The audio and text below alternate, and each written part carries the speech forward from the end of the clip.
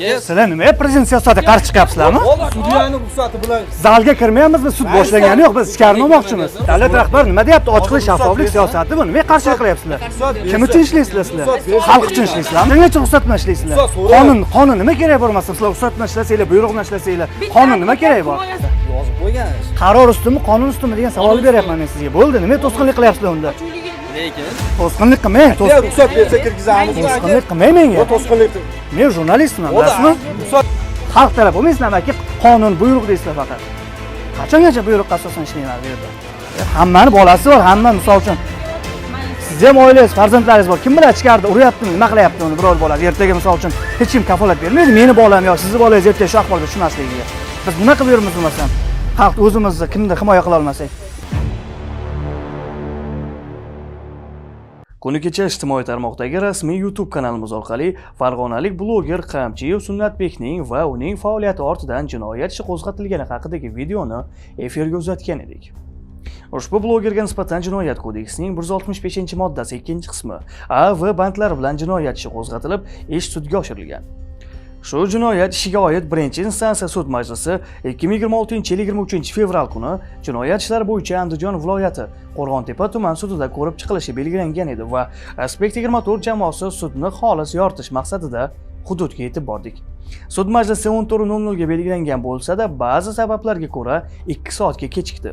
Eng qiziq jihati sud binosini video tasvirga olish uchun ichkariga kirdik, ammo bizning faoliyatimizga nazorat o'tkazish punkti xodimlari keskin qarshilik ko'rsatdi. Nima olib kirmayapsiz? Biz hozir aytdim, hozir tushadi.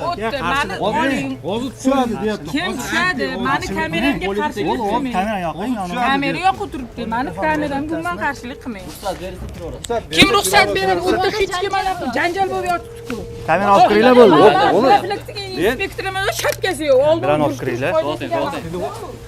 Sizlar nima prezident siyosatiga qarshi chiqyapsizlarmi? Sudyaning ruxsati bilan Zalga kirmayapmizmi? Sud boshlangani yo'q, biz ichkari olmoqchimiz. Sud zaliga sudyaning ruxsati bilan kiriladi.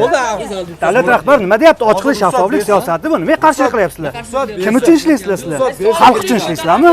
ruxsat bersa Qachongacha ruxsat bilan ishlaysizlar? Qonun nima kerak bo'lmasa, sizlar ruxsat bilan ishlasanglar, buyruq bilan ishlasanglar, qonun nima kerak bor? Himoyasini ko'ramiz. aka ruxsat bersa kirgizamizmi? To'sqinlik qilmang. Ruxsat bersa kirgizamizmi? To'sqinlik qilmang menga. To'sqinlik qilmang. Men jurnalistman, bilasizmi? Ruxsat bersa kirgizamizda aka. Necha soat kutamiz? Jurnalist faoliyatini himoya qilish to'g'risidagi qonun 8-moddasi men daxlsizligim belgilab qo'yilgan, bilasizmi? Qarshilik ko'rsatish javobgarlikka sabab bo'ladi, shuni bilasizmi? Nima qarshilik ko'rsatyapsiz? Men jurnalist himoya qilish to'g'risidagi qonunning 5-moddasida eshitib turing aka. Xabar olish, axborot yig'ish, tarqatish huquqiga egaman. Agarda menga to'sqinlik qilish yoki kameraga to'sqinlik qilish javobgarlik sabab bo'ladi. Bu sud binosiga to'g'rimi? 11-20 sonli qaror olish sud qarorasining qaror ustunmi, qonun ustunmi? Qaror ustunmi, qonun ustunmi? Qaysi bir ustun o'tdi? Sizlar qarshilik qilish haqqinglar yo'q, ochiqdan-ochiq ijtimoiy tarmoq qo'yiladi mana shu. Ko'rib turibsizlar, mana hurmatli kuzatuvchilar. Bo'laman. Riyosat qarorining 11-20 sonli qarori bor. Qani ko'rsating javob keling. Nima deyilgan qarorda? Yozib qo'ygan. Qaror ustunmi, qonun ustunmi degan savol beryapman men sizga. Bo'ldi, nima to'sqinlik qilyapsizlar unda? Lekin nima davlat prezident siyosatiga qarshimisizlar yoki sudyalar qarshimi? Sizlar kim uchun ishlashinglar kerak? Xalq uchunmi? Bo'ldi, ochib qo'yinglar yo'lni. Dedimi ruxsat? Ularning ruxsatini biz kutmaymiz. Bizga davlat ruxsat berib qo'ygan, bizga qonun ruxsat berib qo'ygan. Prezident ruxsat berib qo'ygan. Sizlar kimsizlar? aka hozir vakilni chaqiraylik. To'xtab turing hozir. To'sqinlik qilmang deyapman. To'sqinlik qilganim yo'q. To'sqinlik qilmang siz ochiq-ochiq. Xalq xizmatimizga nima qilmayapsiz? Men sizni xizmatingizga aralashayotganim yo'q. Mana siz vazifangiz nima? Vazifangiz nima sizni? Ruxsat bersa kirgizaman. Sizni vazifangiz nima? Ko'rsating vazifangizni. Vazifangiz nima o'zi?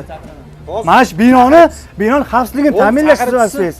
Jurnalistlarga qarshilik ko'rsatish emas aka. Ishinglarni qilinglar, bo'ldi. Nima aralashyapsizlar bizga? Men vazifamni bajaryapman. Jurnalist faoliyatiga to'sqinlik qilish javobgarlik sabab bo'ladi. Sizga keltirib beryapman qonun bilan. Xizmat vazifamni bajaryapman. Xizmat vazifangiz siz aka. Men siz agar o'zingiz bilmasangiz, vazifangizni ko'rsatib qo'yaman sizni. Yuring, mana ko'rsatib qo'yaman vazifangizni. Sizni vazifangiz mana shu ya'ni binoni xavfsizligini ta'minlash. Ommaviy axborot vositalari yoki xalqqa qarshilik ko'rsatish emas aka. Hozir aytdimmi 11-20 sonli. Qachongacha sizlar qarorga yoki sudyani buyrug'i bilan ishlaysizlar? Qonun nima kerak bor bo'lmasa? Sudya ruxsat bersa kirgizamiz. Sudyani ruxsat aka, sizga qayta aytyapman. Sudyani ruxsatiga sud majlisi boshlangandan keyin ruxsat beraman kirsin desagina biz ruxsati bilan kiramiz. Sudni binosini syomka qilishga biz huquqimiz bor bemalol. Siz to'sqinlik qila olmaysiz aka, ochiq-ochiq bu yerda. So'rab chiqyapti hozir. U so'rash u ichki tartib qoidaga sizlar amal qilasizlar. Biz Adliya vazirligini, biz prezident siyosatini, biz prezident qonunini amal qilamiz biz. Xudo u ichki tartib qoidaga u sizlar amal qilasizlar aka. Maqsad? Olib kiringlar. Ruxsat bermaymiz desa shuni olib chiqib qo'yiladi. Ruxsat bergandan keyin olib kelinglar. Bo'ldi. Kim aytdi? Sud majlisiga ruxsat bersa olib bu yoqqa chiqib gapiring aka. Bu yoqqa kelib gapiring men bu yerga. U yoqdan nima qilyapsiz? Kelib gapiring, men bu yerga tushuntiring. Ochiqcha biz sizga bosim qilayotganimizni tushuntirib bering. Nimaga? Qaysi qonunga asosan? Nima sababdan kirmaslik kerak? Kelib gapirmaysizmi?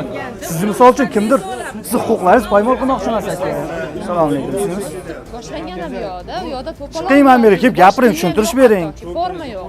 Syomka qilishga ruxsat beradi, to'g'rimi? Syomka qilishga ruxsat berganiga syomka qilinadi. Ungacha olib kirib qo'yamiz, syomka qilinmaydi u. Ichkariga olib kirishga ruxsat beradi-da. Tushunmayapsiz aka, biz olib kiramiz, sudya yo'q, chiqib tursin desa biz chiqarib qo'yamiz, iltimosnoma berganmiz. Qabul qilsa olib kiriladi, qabul qilmasa olib kirilmaydi. Narsani so'raymiz. Ruxsat bersa bir yo'l olib kiraverasizlar. O'z so'raylar, u soat necha bo'lib ketsa 2 ga belgilangan sud. Tomonlar fikrini eshitmasa qayerda ruxsat beradi sudya? Eshitadi-da, eshitib ruxsat beradi. Hop eshitishimiz, olib kirishimiz kerakmi, kirishimiz kerakmi, qatnashishimiz kerakmi sudda? Boshlasin, nimani kutyapti 2 dan beri? Nimaga kirolmaydi? Boshlansa keyin kirasiz. Yo'q, Nimaga boshlansa kiramiz? O'tirishimiz kerakmi? Boshlansa tomon. Aka, kamera o'chiriladi. Kamera o'chir. Shuna kiramiz, o'tiramiz. Iltimosnomani qabul qiladi, kirsin, ruxsat beraman deydi. Ruxsat oladi syomka, bo'lmasa chiqarib qo'yiladi. U soat 3:30 da boshlayapsiz, 2 dagi sudda. Bu bizning muammoyimiz emas-ku. Ochiqdan ochiq hamma shunchani vaqtini olib. Kimdir Toshkentdan kelyapti, kimdir Qoraqalpoqdan kelayotgandir. Naqd 1,5 soat bu. So'ramasimizdan kirib keldinglar ichkariga. Kimdan so'rashimiz kerak aka biz kirish uchun? Keldinglar, bo'pti. O'zingiz aybiz, men so'ramadingiz. Kimsiz deb so'ra, hujjat tekshiring. 3 ta yil o'tiribsizlar. Qanaqa so'z? Ochiq turgan. Va ham turniki perxodsiz ochiq turgan ekan, shuna kirdik. Sheriz nima demadi? Kirgandan keyin aka tekshirib qo'yaylik dedi. Bo'pti, kamera turadi, tekshiring dedim. Ha bo'ldi, nimani tekshirish kerak? Tekshirdingiz. So'raganimizcha kirib yordinglar, deyapman. Yuringlar, yuringlar. Qarash. To'xtab turinglar. To'xtab so'raymiz. Syomka bilan bo'lsa. Yo'q, syomka bilan kirilmaydi. Mana zalda turlar prosta. Ichkariga ruxsat bilan kiramiz. Iltimosnoma berganmiz advokatni. Tasdiqlangan. Yo'q, tasdiqlasa olib kiriladi. Ungacha ham anaqada turadi. Kuch zalida. Bo'ldi, o'chirib qo'yasiz. Yo'q, o'chirib qo'yilmaydi, kamera yonib turadi. So'rab bersin. Yo'q, ichkarida emas, tashqari yo'qmi? Yo'q, ichkarini ham olavering bemalol. Ichkari. Sud zaliga olib kirmadimi? Ha, bo'ldi, ichkariga kiraylik, ketdik. Aka, biz qarab turibsiz-ku, biz kirdik bemalol. Hamma vazifasini bilib bajarsa aka, muammo kerak emas. Sizlarning vazifangiz yana aytayapman aka, xavfsizligini ta'minlash. Misol uchun men qurol ko'tarib kelmayapman, bu kamera bu. Men mikrofon. Qurol yaroq emas yoki qanaqadir men sizga granat olib kirayotganman bu yoqqa. Ruxsat so'rab beramiz dedik. Kamera qachon keladi dedik. Hop, biz bostirib kirmadik, men bu yerga kirdik. Sud boshlamayapti, kamerani olib kiryapmiz. Bizning faoliyatimizmi u? Biz faoliyatimizga ochiqdan ochiq qarshilik qilish haqqingiz yo'q aka, qonunda belgilab qo'yilgan bu. Qarshilik qilganim yo'q. Nima qilyapsiz? Kamerani olib kiraman deb sudga ruxsat bersa, ichkariga emas-ku, xohlagan joyimni syomka qilaman. Qonunda belgilab qo'yilgan jurnalist syomka qilish, axborot olish, yig'ish, tarqatish huquqiga ega. Agar unga qarshilik qilish, bosim qilish, cheklash javobgarlik sabab bo'ladi aka. Konstitutsiyada belgilab qo'yilgan 82-moddasi. Senzuraga yo'l qo'yilmaydi, ya'ni cheklanmaydi jurnalist faoliyati.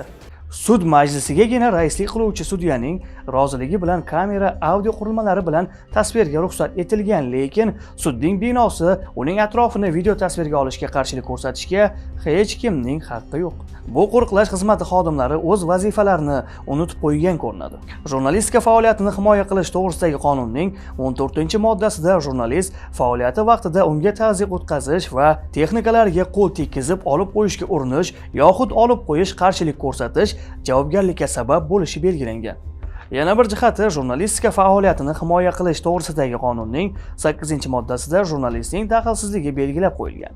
Ya'ni faoliyat chog'ida unga nisbatan bosim o'tkazish, kuch ishlatish, faoliyatiga jiddiy to'sqinlik holati kuzatilgan paytda daxlsizlik huquqidan foydalanadi. Bu daxlsizlikni kim ta'minlaydi? Albatta, huquq-tartibot idoralari, tegishli organlar ta'minlaydi. Lekin bu xodimlar bizning xavfsizligimizni ta'minlash o'rniga bizga keskin qarshilik ko'rsatdi.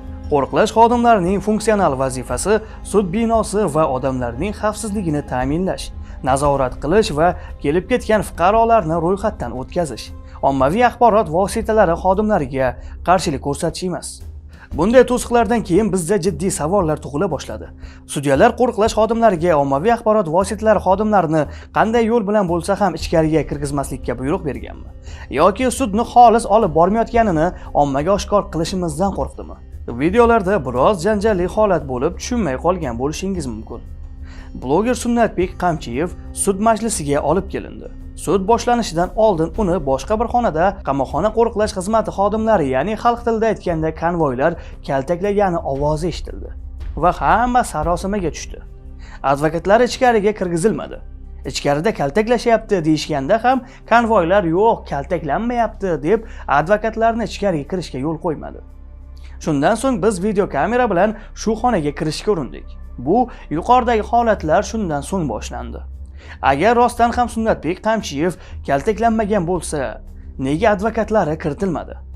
Axir advokatlar mijozdan xabar olish, u bilan suhbat o'tkazish vakolatiga ega.